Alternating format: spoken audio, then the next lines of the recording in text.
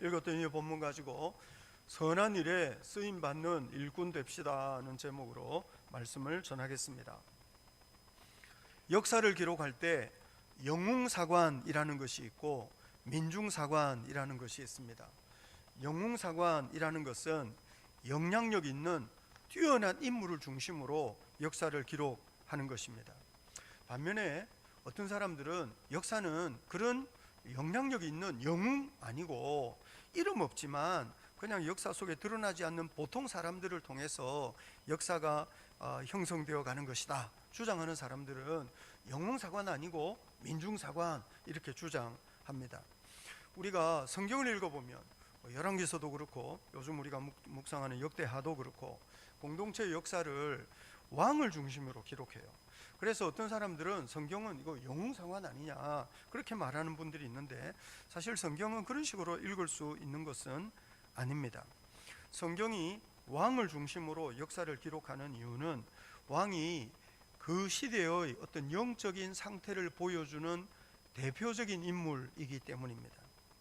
역사를 이끌어가는 것은 왕이 아니고 하나님이십니다. 성경에서 역사를 이루어가는 것은 왕이 아니고 하나님이십니다. 하나님은 왕을 통해서 일하시는 것이 아니고 하나님을 왕으로 모시는 사람을 통해서 일하시는 겁니다. 왕이 나와 있지만 이 왕이 하나님의 일을 다 하는 것은 아니에요. 오히려 하나님을 왕으로 모시는 사람을 통해서 하나님이 일하시는 거죠. 중요한 것은 하나님과의 관계입니다. 그래서 이 왕은 오히려 그 시대의 영적인 상태를 보여주는 어떤 대표적인 인물인 거예요. 그래서 강하고 흥하는 것은 하나님과의 관계, 하나님과의 관계가 좋으면 흥하고 하나님과의 관계가 좋지 않고 하나님 잃어버리고 하나님을 배신하면 그 공동체가 큰 어려움을 당하게 되는 겁니다. 이 공동체의 흥망성쇠가 하나님과의 관계에 달려 있는데 하나님과의 관계를 보여주는 어떤 표준적인 인물이 왕인 것입니다. 그래서 성경에서 나오는 왕은 어떤 통치자이기 때문이라기보다 그 왕이 그 공동체의 영적인 수준을 보여주는 대표적인 인물, 그리고 사실 그렇게 말할 수 있는 이유는 하나님께서 세우시는 공동체에서 왕의 역할, 예를 들면 이스라엘에서 왕의 역할은 통치자라기보다는 일종의 목자예요. 통치자는 자기 뜻대로 뭘 하는 거라면 이 이스라엘의 왕은 하나님의 뜻대로 공동체를 잘 돌보는 일을 하는 거죠. 그래서 왕은 통치자이기 이전에 하나님이 세우신 이스라엘 공동체의 목자인 것입니다.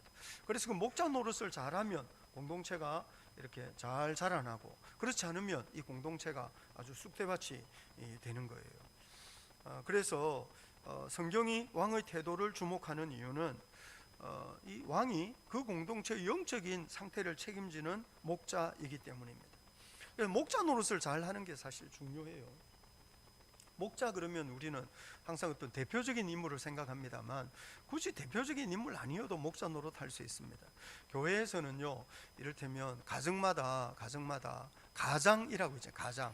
교회는요 신주라는 게 있어요. 신주라고 들어보셨어요? 사실 교적부에 신주 이렇게 적혀 있기도 해요. 신주는 뭐냐면 옛날에 왜 우리 호주 세대주 이런 것처럼 보통 호주 세대주 이러면 지금은 이제 호적법이 달라져 가지고 뭐 이렇게 꼭 남자, 꼭 어른 아니어도 뭐 여성 세대주도 있고 뭐 그러거든요. 이제 우리나라 이 호적법이 달라졌어, 법이 달라져서 그런 거예요. 그런데 예전에는 뭐 세대주 이러면 꼭 어른 남자. 근데 그런 시대에도 교회는 신주라는 게 있는데 신주는 꼭 남자 아니어도 그 남편이 안 믿고 우리 여성도가 믿으면 그 여성도가 그 가정의 신주인 거예요. 이를테면 부모가 믿지 않고 아이가 믿으면 아이가 그 가정의 신주인 거죠. 신주라는 거는 믿음의 세대주라는 겁니다. 그러니까 사실 그 믿음의 세대주가 그 가정을 책임지는 거예요. 그래서 남편을 위해서 기도하고 아내를 위해서 기도하고 자녀를 위해서 혹은 부모를 위해서 그러면서 이제 가정에서 이 은혜의 영향력을 확장해 가는 거거든요. 그런 의미에서 그런 신주들은 가정의 어떤 영적인 뿌리라고 할 수 있는 거죠. 아무리 작은 나무도요 뿌리가 살아있으면 사는 거예요. 아무리 거대한 나무도 뿌리가 죽으면 죽는 거예요. 그 영적인 뿌리가 어떤 역할을 하느냐는 것이 사실 중요한 거거든요. 그러니 왕은 어떤 의미에서 보면 그 공동체의 영적인 뿌리, 대표적 인물, 그리고 목자. 그래서 그 공동체를 하나님 앞에서 잘 길러내야 될 어떤 사명을 가지고 있는 직분이 이스라엘의 왕이었어요. 이방의 왕과 달랐던 거죠. 하나님이 세우시는 왕이에요. 그러니까 이 사람이 그 공동체의 영적인 수준을 나타내기 때문에 성경이 왕의 이야기를 하는 것이지, 뭐 꼭 왕이 꼭 뭘 어떻게 역사의 주인공이기 때문에 그런 것은 아니라는 것을 우리가 잘 기억해야 합니다. 오늘 본문이 요담과 아하스를 소개하고 있어요. 오늘 본문에 보면 요담 이야기는요 짧게 나와요. 그렇지만 요담은 아주 긍정적인 평가를 받죠. 오늘 보면 6절, 27장 6절 한번 보시겠습니까? 27장 6절입니다. 같이 한번 읽어볼까요? 시작. 요담이 그의 하나님 여호와 앞에서 바른 길을 걸었으므로 점점 강하여졌더라. 요담이 하나님 여호와 앞에서 바른 길을 걸었다고 그래요. 요담의 인생은 길지 않아요. 그래서 27장 1절부터 9절 아주 짧게 기록이 되어 있죠. 여러분, 우리 인생이 짧든 길든 하나님 앞에서 언제나 바른 길을 걸어갈 수 있기를 우리 주님 이름으로 축복합니다. 요담은 사실 오래 살지도 않았던 것 같아요. 보면 1절에도 그렇고 8절에도 두 번이나 요담은 25세의 왕이 돼가지고 예루살렘에서 16년 다스렸다고 그래요. 그러니까 41살에 죽은 거예요. 이 사람은 장수한 사람은 아니었어요. 그렇지만 하나님 앞에서 바른 길을 걸었다는 거죠. 그래서 결과적으로 점점 강하여졌다고. 여러분, 우리가 바른 길을 걸으면서 하나님께서 우리를 점점 강하게 세워주시는 은혜와 복을 누릴 수 있게 되기를 우리 주님 이름으로 축복합니다. 요담이 어떻게 정직하게 바른 길을 걸었는가 하는 것을 설명하면서 오늘 본문 2절 한번 보시겠습니까? 역대하 27장 2절입니다. 같이 한번 읽어볼까요? 시작. 요담이 그의 아버지 우시아의 모든 행위대로 여호와 보시기에 정직하게 행하였으나 여호와의 성전에는 들어가지 않았고 백성은 여전히 부패하였더라. 이 구절이 세 가지 이야기하는데, 첫 번째 말하는 것은 요담이 여호와 보시기에 정직했다는 것이고, 두 번째 말하는 것은 요담은 여호와의 성전에는 들어가지 않았다는 것이고, 세 번째 말하는 것은 요담의 자세와는 상관이 없이 백성들은 여전히 부패했다고 하는 것입니다. 이 중에서 자주 헷갈리는 거, 저도 예전에 이거 헷갈린 적이 있었는데, 요담이 여호와의 성전에 들어가지 않았다고 하는 말은 그가 예배를 드리지 않았다는 말이 아니고, 요담은 자기 아버지 우시아처럼 성전에 들어가지 않았다는 말입니다. 그제 우리가 묵상하는 것처럼 요담의 아버지 우시아는요, 유다를 대단히 부강하게 만들었던 훌륭한 왕이었어요. 그런데 유다를 부강하게 만든 훌륭한 왕이었는데 나라가 강성해지니까요, 이 사람이 교만해진 거예요. 16절 한번 보시겠습니까? 역대하 26장 16절입니다. 같이 한번 읽어볼까요? 시작. 그가 강성하여짐에 그의 마음이 교만하여 악을 행하여 그의 하나님 여호와께 범죄하되 곧 여호와의 성전에 들어가서 향단에 분향하려 한지라. 향단은 아시다시피 성소에 있는 것, 성전이 뜰이 있는가 하면 건물이 있고 그 건물 안에 성소와 지성소가 구분되어 있어서 지성소에는 언약궤가 있고 대제사장이 1년 한 번 들어가고, 성소 안에는 향단, 진설병, 상, 그리고 촛대 있어가지고 제사장이 매일 들어가서 저녁마다 불을 켜기도 하고 아침에 불 끄기도 하고, 일주일에 한 번씩 진설병 떡상 놓기도 하고 아침 저녁으로 분향하기도 하고, 그 성소에 있는 향단을 말하는 거예요. 그런데 이 성소에는요 제사장만 들어갈 수 있거든요. 그런데 우시아가요 아주 강성해지니까 이 사람이 기세등등해져 가지고 내가 왕인데 못할 것이 뭐가 있느냐, 뭐 이렇게 생각했던 것 같아요. 그래가지고 이 사람이 성소 내부에 있는 그 향단 앞에 가가지고 향로를 들고 자기가 분향하려고 한 거예요. 그런데요 제사장들이 따라 들어왔어요. 역대하 26장 17절부터 19절 한번 보시겠습니까? 역대하 26장 17절부터 19절입니다. 같이 한번 읽어볼까요? 시작. 제사장 아사랴가 여호와의 용맹한 제사장 80명을 데리고 그의 뒤를 따라 들어가서 우시아 왕 곁에 서서 그에게 이르되, 우시아여, 여호와께 분향하는 일은 왕이 할 바가 아니요 오직 분향하기 위하여 구별함을 받은 아론의 자손 제사장들이 할 바니 성소에서 나가소서. 왕이 범죄하였으니 하나님 여호와에게서 영광을 얻지 못하리이다. 우시아가 손으로 향로를 잡고 분향하려 하다가 화를 내니 그가 제사장에게 화를 낼 때 여호와의 전안 향단 곁 제사장들 앞에서 그 이마에 나병이 생긴지라. 여호와 제사장들의 이마에는 여호와께 성결이라고 적혀 있는 패가 붙어 있었어요. 그런데 우시아의 이마에 나병이 생긴 거예요. 그래서 좀 대조가 돼요. 왜 이마에 생겼을까요? 이게 감출 수가 없어요. 확실하게 드러난 거예요. 그 순간에 생겼어요. 그러니까 이게 하나님의 징계다. 이거를 제사장들도 보고 자기도 안 거죠. 자기도 얼마나 놀랐을까요? 그러니 이 사람이 성전에서 쫓겨났어요. 어제 박진모 목사님이 이거를 가지고 설교하면서 나병이 있어요. 다른 것도 아니고 왜 나병이냐? 나병은요, 성경에 보면 진단을 제사장이 해요. 그리고 관리도 제사장이 하고요, 치유 선언도 제사장이 해요. 그래서 복음서에서도 심지어 예수님이 나병 환자 고치시고 난 뒤에 제사장에게 가서 네 몸을 보여라 이러시거든요. 그러니까 이게 그러니까 이 우시아가 제사장 흉내 내려고 그랬어요. 제사장이 하는 일을 내가 못할 게 뭐냐 이렇게 생각했던 것 같아요. 그러다가 이 사람은 결국 제사장의 영적 권위에 복종할 수밖에 없는 신세가 된 거죠. 그래서 그 이후에 이 사람이 별궁에 살았다 그러거든요. 그런데 사실 이 본문 읽을 때 저희가 더 좀 주목해야 될 거는 우시아의 교만도 문제지만 우시아처럼 교만하면 안 되겠다 이렇게 생각해야 되지만, 사실 우리가 좀 더 배워야 될 거는 제사장 아사랴 그리고 그와 함께 했던 80명 제사장이 보여준 그런 용맹한 믿음입니다. 그래서 성경도요, 여호와의 용맹한 제사장 이렇게 말하는 거예요. 왕을 막았었어요. 우리말 18절 역대하 26장 18절에는 우시아 왕 곁에 서서 그러는데요, 사실 본래 히브리어 단어는요 앞을 막았었다는 거예요. 이 왕의 앞을 막아서 가지고 이런 짓 하면 안 된다고 이제 이렇게 말했는데요. 여러분, 우리가 이 타락한 세상을 살면서 선한 일을 하는 것도 중요한데요, 우리가 절대로 잃어버리지 말아야 될 것은 악한 짓을 하는 사람을 막아설 수 있는 용기입니다. 세상에는 하나님을 두려워할 줄 모르는 사람 많이 있죠. 그런데 브레이크가 걸려야 되는 거예요. 악한 사람에게는 브레이크가 걸려야 되는데, 악한 사람에게 브레이크가 걸리지 않으면 악한 사람은 자기 하고 싶은 일을 다 하게 되겠죠. 그러니까 악한 사람은 막아서야 돼요. 이거는 아닌 거다, 이렇게 하면 안 된다, 이렇게 막아서야 되죠. 물론 그렇게 막아서다가 여러분 우리가 고난을 당할 수 있을지도 모르겠습니다. 우리 이미 역대하를 읽으면서 이 악한 짓을 하는 사람을 막았었던 선지자들이 고난당하는 거 본 적 있어요. 이를테면 지난번에 우리 여호사밧과 아합이 길랏 라못 아람에 대해서 전쟁을 일으키려고 할 때 400명 거짓 선지자가 아합을 지지하고 왕은 반드시 승리를 얻을 거다. 시드기야 같은 선지자는 막 뿔을 만들어 가지고 철로 뿔을 만들어서 이 뿔로 적을 물리칠 거다. 선지자 미가야는 하나님이 아합을 오늘 죽이시려고 작정하셨다, 전쟁하면 반드시 죽는다, 그렇게 말했거든요. 여러분, 그러다가 선지자 미가야가 고생의 또 고생의 물을 먹으면서 감옥에 갇히는 그거 본 적 있습니다.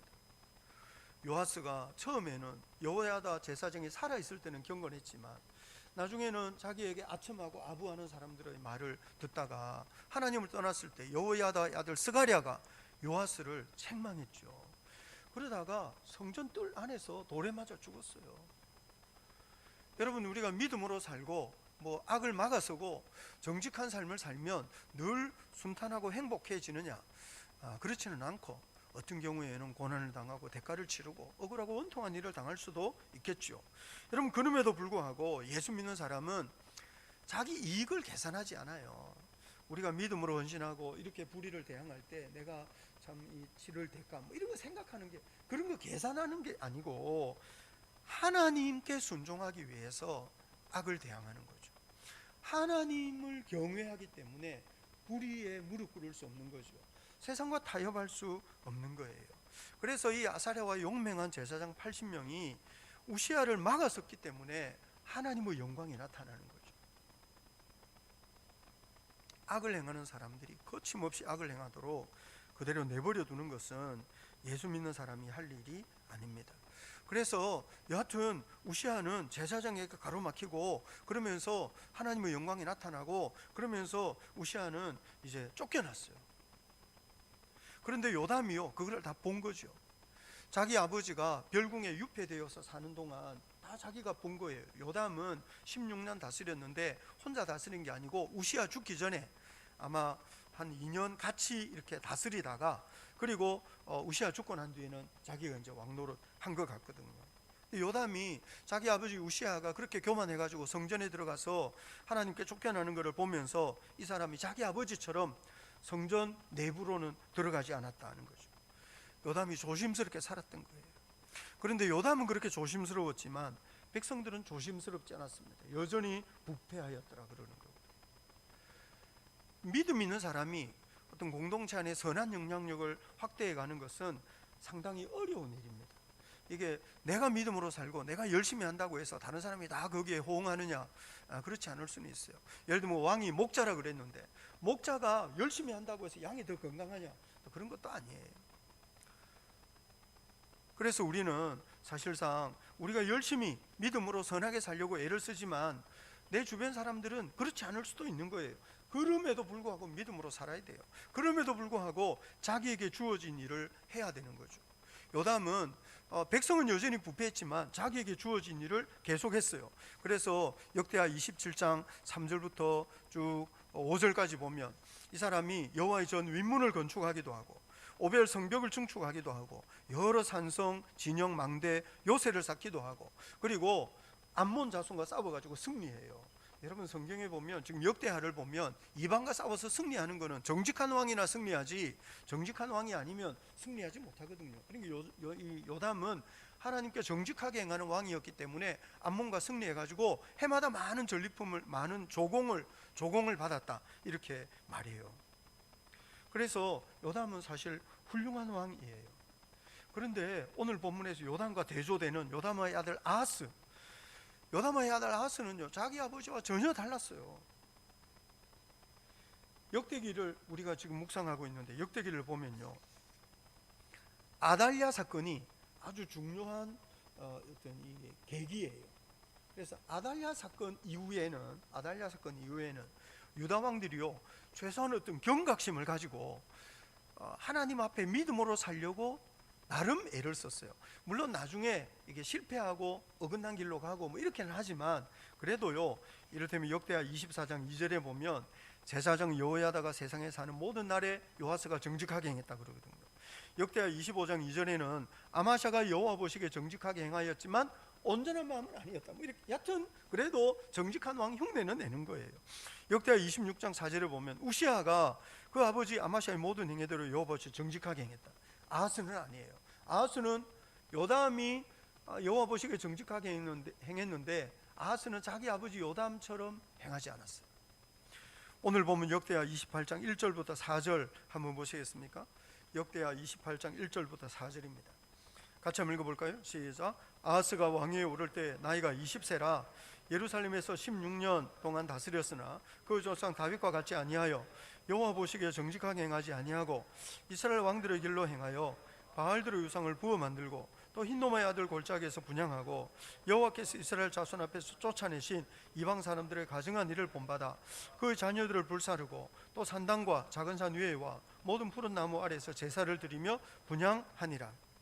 아하스는요 36년을 살았어요. 20살의 왕이 돼가지고 16년 다스렸거든요. 어떻게 보면 요담보다 더 짧은 세월을 살았는데요 못된 짓은 더 많이 했어요.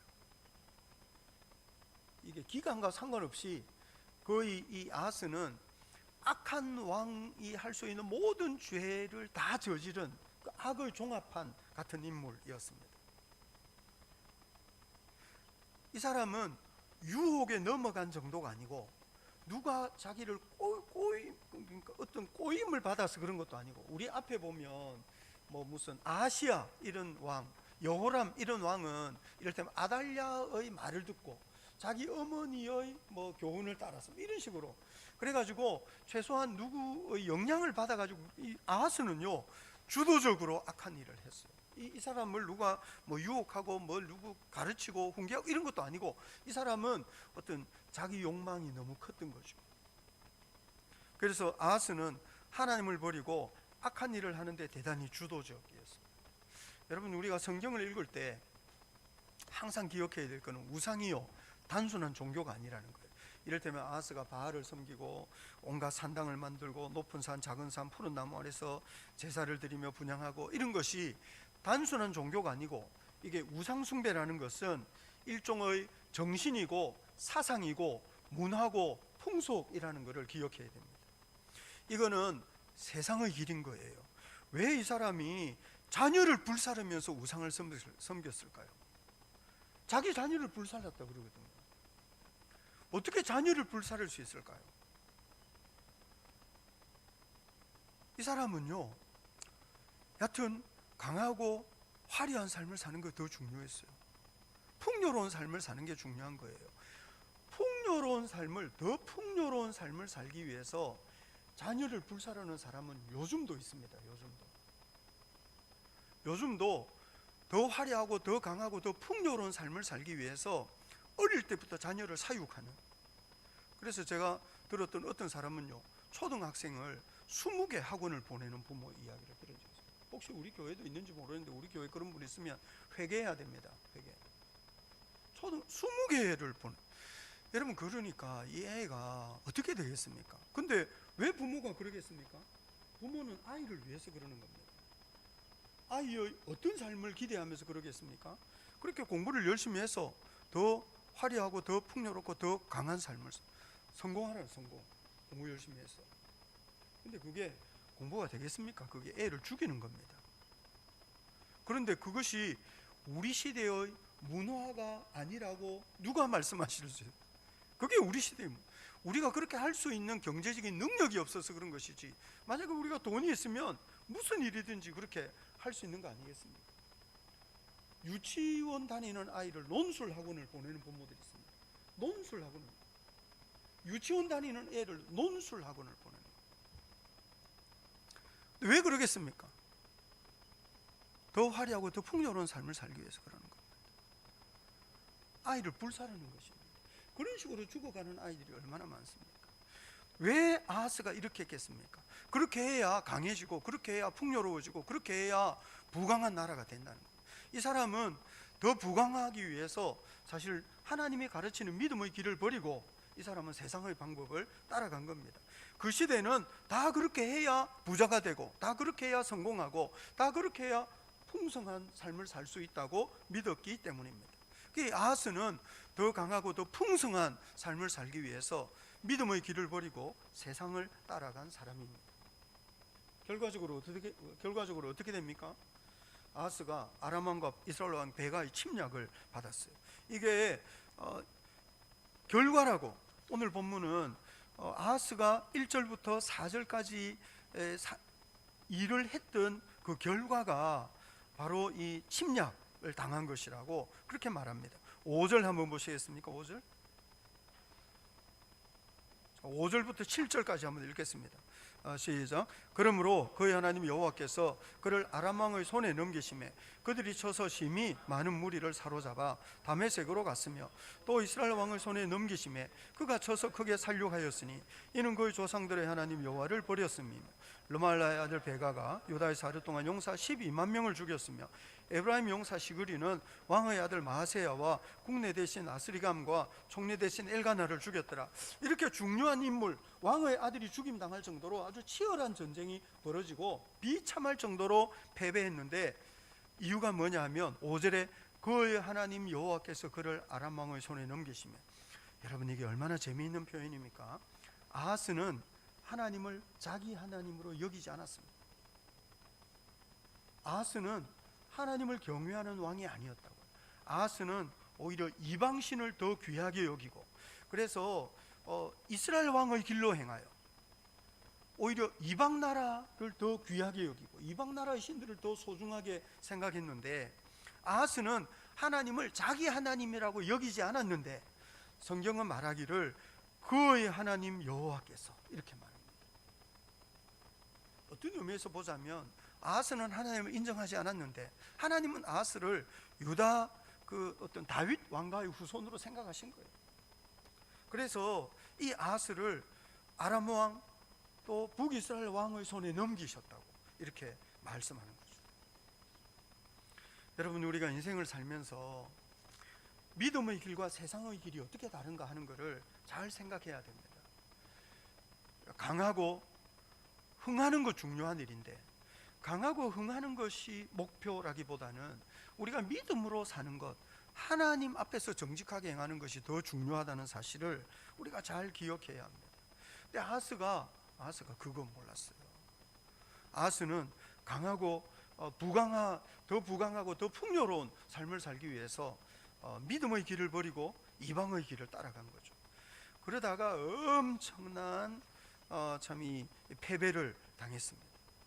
이것도 얼마나 좀 또 이게 참 어떻게 보면 주목할 만한 겁니까? 아하스는요, 북이스라엘 왕을 좋아하고 북이스라엘의 문화를 귀하게 여기고 그 북이스라엘처럼 살았어요. 이방을 좋아했어요. 그래가지고 이방의 길로 간 거죠. 성경도 분명히 말하기를 이 사람이 28장 1절 또 2절에 여호와 보시기에 정직하게 행하지 않고 이스라엘 왕의 길로 행했다고. 근데 이스라엘 왕의 길로 행했는데 이스라엘이 쳐들어온 거예요. 이 사람이 이방 사람의 가증한 일을 본받았다고 3절이 말합니다. 그런데 그 이방 사람들이 쳐들어왔어요. 아하스는 북이스라엘을 좋아하고 이방에 대하여 호의적이었는데요, 그 북이스라엘이 쳐들어오고 그 이방이 쳐들어와 가지고 나라를 쑥대밭으로 만들었던 거예요. 여러분, 우리가 이런 본문 읽을 때 한 가지 분명히 배워야 될 거는요, 세상은 절대로 하나님의 백성을 좋아하지 않아요. 우리는 세상을 좋아할 수 있죠. 우리가 저런 세상의 문화를 따르고 세상의 풍속을 따르고 우리가 저 세상 사람들처럼 살면 세상 사람들이 우리를 좋아해 주지 않습니다. 오히려 더 만만하게 여기고 더 짓밟지요. 예수 믿는 사람이 세상의 존중을 받으려면 믿음으로 살아야 됩니다. 세상과 다르게 살아야 됩니다. 세상 사람들의 풍속을 따르면 안 됩니다.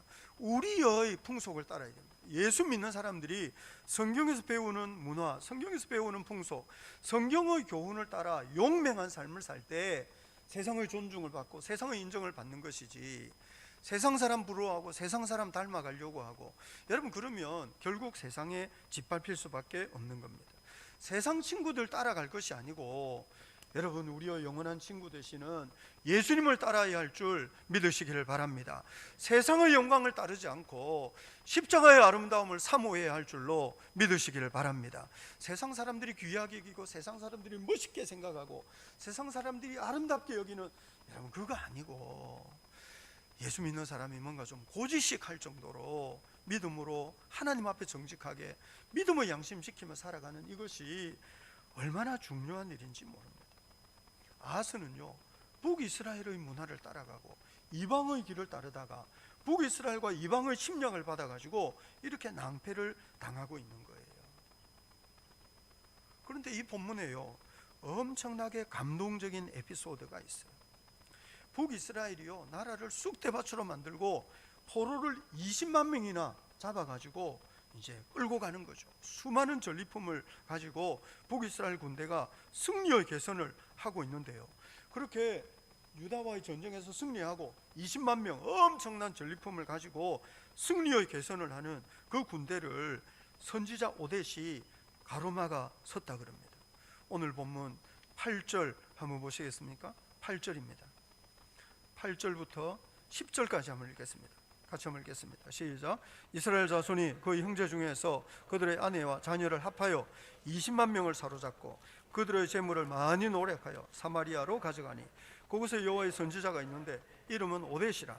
그가 사마리아로 돌아오는 군대를 영접하고 그들에게 이르되 너희 조상의 하나님 여호와께서 유다에게 진노하셨으므로 너희 손에 넘기셨거늘 너희의 노기가 충천하여 살육하고 이제 너희가 또 유다와 예루살렘 백성들을 압제하여 노예로 삼고자 생각하는도다. 그러나 너희는 너희 하나님 여호와께 범죄함이 없느냐? 너희들은 죄가 없느냐? 이 유다와 예루살렘이 패배한 것은 하나님께서 유다와 예루살렘을 심판하기 위해서 그런 것이지, 그렇다고 해서 그거를 빌미로 이렇게 잔혹한 일을 하고 이렇게 수많은 포로를 잡아와서 노예로 삼는 거, 그거는 하나님의 진노를 살 만한 일이다. 이런 짓은 절대로 할 수 없는 거다. 여러분, 오뎃이 이 선지자들을 막았었어요. 오뎃의 이 말이 기세등등하게 개선 행진을 하는 군대에게는 얼마나 위협적인 말이었겠습니까? 오뎃이 요구하기를, 여러분 11절 한번 보시겠습니까? 11절입니다. 같이 한번 읽어볼까요? 시작. 그런즉 너희는 내 말을 듣고 너희 형제 중에서 사로잡아 온 포로를 놓아 돌아가게 하라. 여호와의 진노가 너희에게 임박하였느니라 한지라. 승리하고 돌아오는 군대한테 여호와의 진노가 임박하다, 이 포로를 다 돌려보내야 된다, 이렇게 말했던 거예요. 여러분, 그런데 군대가요 오뎃의 말을 들었어요. 물론 그냥 들은 게 아니에요. 오뎃 혼자 말했으면 누가 들었을까 싶어요. 그런데 오늘 본문을 보시면 12절부터 14절 한번 보시겠습니까? 12절부터 14절입니다. 같이 한번 읽어볼까요? 시작. 에브라임 자손의 우두머리 몇 사람, 곧 요하난의 아들 아사랴와 무실레모스의 아들 베레가와 살루모의 아들 여히스기야와 하들리의 아들 아마사가 일어나서 전장에서 돌아오는 자들을 막으며 그들에게 이르되 너희는 이 포로를 이리로 끌어들이지 못하리라. 너희가 행하는 일이 우리를 여호와께 허물이 있게 함이니 우리의 죄와 허물을 더하게 함이로다.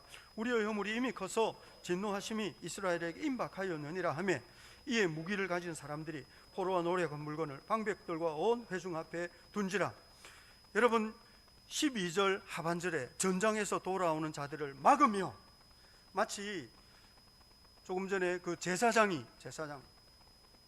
아사랴가 우시아를 막아선 것처럼 이 에브라임 자손의 우두머리들이 일어나서 전장에서 돌아오는 자들을 막아섰어요. 오뎃 혼자서는 이 군대를 막아설 수 없었을 겁니다. 그런데 오뎃 선지자 혼자가 아니고 에브라임의 우두머리라는 것은 족장과 장로들, 그 부족 가운데 가장 큰 어른들이 막아선 거예요. 그랬더니 본문에 또 아주 재미있는 표현이요, 14절에 이에 무기를 가진 사람들이. 무기를 가졌다는 것은 뭡니까? 앞을 가로막으면 다 죽일 수 있는 힘을 가지고 있었음에도 불구하고 이 무기를 가지고 있는 사람들이 포로들과 노력한 물건을 포기했어요. 여러분, 이것은 얼마나 엄청난 장면인지 모릅니다. 고대 사회의 포로는요 돈이었어요. 20만 명이었어요. 포로는 끌고 오면 일시켜 먹을 수도 있고, 그리고 팔아버릴 수도 있고, 포로가 고대 사회의 거의 노다지였거든요. 그리고 이 전리품이라는 거는요 고대 사회의 로또 같은 거였어요. 그러니까 이 사람들이 20만 명이나 되는 포로와 또 그 엄청난 전리품을 다 포기한다. 여러분, 이거는 그야말로 만화 같은 장면입니다. 그런데 이것이 얼마나 감동적인 장면인지 모릅니다. 근데 문제는 이 일이 어디서 벌어졌느냐? 이 일은 북이스라엘에서 벌어졌어요. 여러분, 북이스라엘이 어디입니까? 북이스라엘은 금송아지 섬기는 나라입니다. 북이스라엘은 영적인 정통성이 없는 곳입니다. 어떻게 보면 무너지고 망한 교회라고 할 수 있습니다. 그런데 그 북이스라엘에도 선지자 오뎃 같은 사람도 있고, 북이스라엘에도 선지자의 말을 듣고 그 무기를 들고 있는 군대를 막아설 수 있는 이런 에브라임의 우두머리 같은 사람들이 있었다는 거죠. 여러분, 이게 또 본문에서는 얼마나 대조적인지 모릅니다. 우리가 역대하 27장 2절 다시 한번 보시겠습니까? 역대하 27장 2절입니다. 같이 한번 읽어볼까요? 시작. 요담이 그의 아버지 우시아의 모든 행위대로 여호와 보시기에 정직하게 행하였으나 여호와의 성전에는 들어가지 아니하였고 백성은 여전히 부패하였더라. 요담은요 정직했어요. 근데 백성은 부패해요. 그런데요 이스라엘 왕 베가거든요. 이스라엘 왕 베가는 열왕기하 15장 27절 28절을 보면 이 사람은 여호와 보시기에 악을 행하는 사람이고요, 느바스의 아들 여로보암의 죄에서 떠나지 않은 사람이에요. 북이스라엘 왕 베가는 악한 사람인 거예요. 남유다는요 왕은 선한데 백성은 여전히 부패하고, 북이스라엘은요 왕은 엉망인데 백성들 가운데는 이렇게 하나님을 두려워하는 사람이 있었다는 거예요. 오늘 본문이 대조적으로 우리에게 말하고 있습니다. 사실 공동체의 영적인 상태라는 것은요 이게 뭐 한마디로 말하기가 어려운 면이 있어요. 이를테면 목자 역할을 하는 요담은 신실한데 백성은 여전히 부패했는가 합니다. 이스라엘 왕 베가는 자격이 없는 목자, 하나님과는 전혀 상관없는 악한 일을 하는 그런 사람인데도 그 백성들 가운데는 이렇게 하나님을 두려워하는 경건한 사람이 있었다는 거죠. 그러니 여러분, 공동체의 영적인 상태와 상관이 없이 우리가 하나님 앞에 어떻게 선명한 입장을 취해야 할 거냐는 것을 좀 배우고, 우리는 남들하고 자기를 자꾸 맞추려고 합니다. 공동체의 분위기에 휩쓸리는 경향이 있습니다. 내만 하나님 앞에 뭐 한들 무슨 소용이 있겠느냐 그런 생각할 때도 있습니다. 여러분, 그런데 그럴 필요 없습니다. 온 세상이 하나님을 대적한다 손치더라도 가장 큰 힘을 가진 사람이 하나님을 대적한다 손치더라도 그 앞을 가로막아 설 수 있는 믿음의 용기가 필요한 거죠. 다른 사람들이 세상의 길을 걸어가는데 좀 관계가 불편해지면 어쩌지? 괜히 이거 얼굴 붉히면 어쩌지? 그러면서 뒤로 물러서지 말라는 거예요. 관계가 불편하고 어려워질 걸 염려해가지고 정말 해야 될 말을 하지 못하는 그런 거 하지 말고, 뒤로 물러서지 말고 용맹하게 선한 일을 하라는 거죠.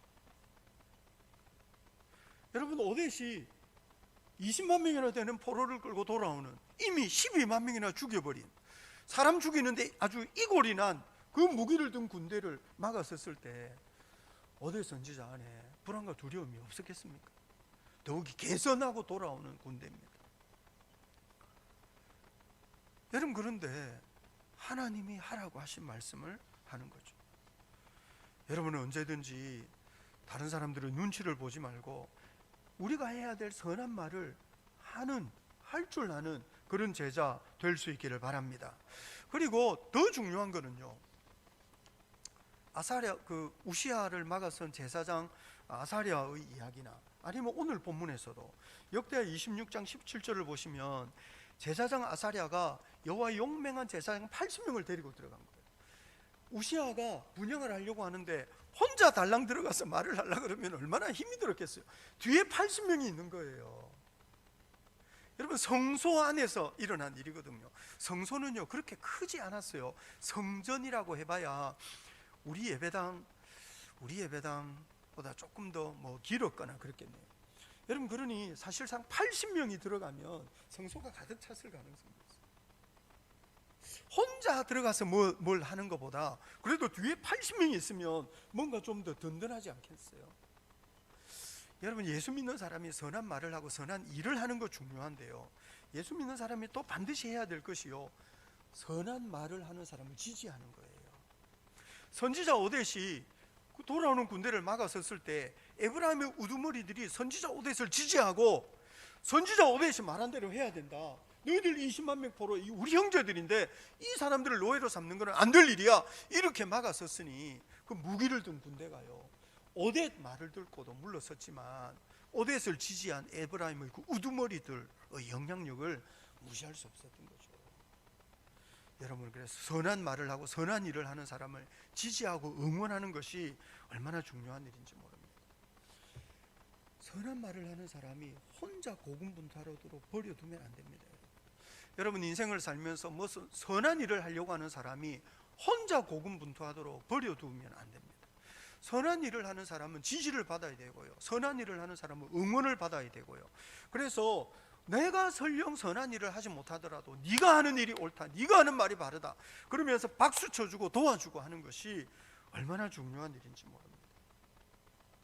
그래서 사실상 오늘 본문에서 하나님의 영광스러운 그 역사, 여러분이 이 일이요 어떻게 보면 유다가 12만 명이 죽고 20만 명 포로로 끌려가면 예루살렘이 쑥대밭이 되지 않았겠습니까?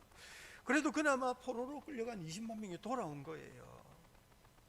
그러니 나라가 회복이 되고, 여러분, 이 전쟁 패배 가운데서도 은혜와 긍휼을 경험하는데요, 이 하나님의 은혜와 긍휼이 드러나게 하는 데 있어서 쓰임받은 영웅이 누구냐? 왕 아닙니다. 왕 아니고 제사장이고 선지자고, 그 선지자를 돕고 지지했던 에브라임의 우두머리들이고, 그리고 그 선지자의 말을 듣고 그 에브라임 우두머리들의 말을 듣고 자기의 권리를 다 포기하고 자기 이익을 다 포기하고 물러선 이름 없는 군대, 이 북이스라엘 군대, 이런 사람들이 사실 하나님 나라의 역사를 이루어내는 중요한 인물들이었던 거죠. 선한 말을 하는 사람을 통해서 하나님의 역사가 이루어지는 줄 믿으시기 바랍니다. 선한 일을 하는 사람을 통해서 하나님 나라의 영광이 나타나는 줄 믿으시기 바랍니다. 그리고 그 선한 말을 하고 그 선한 일을 하는 사람을 돕고 지지하는 사람을 통해서 더 놀라운 역사가 일어나는 거죠. 여러분, 우리도 이 타락한 시대를 살면서 하나님의 선한 역사를 이루시는데 쓰임받는 일꾼 될 수 있기를 우리 주님 이름으로 축복합니다. 아멘, 아멘.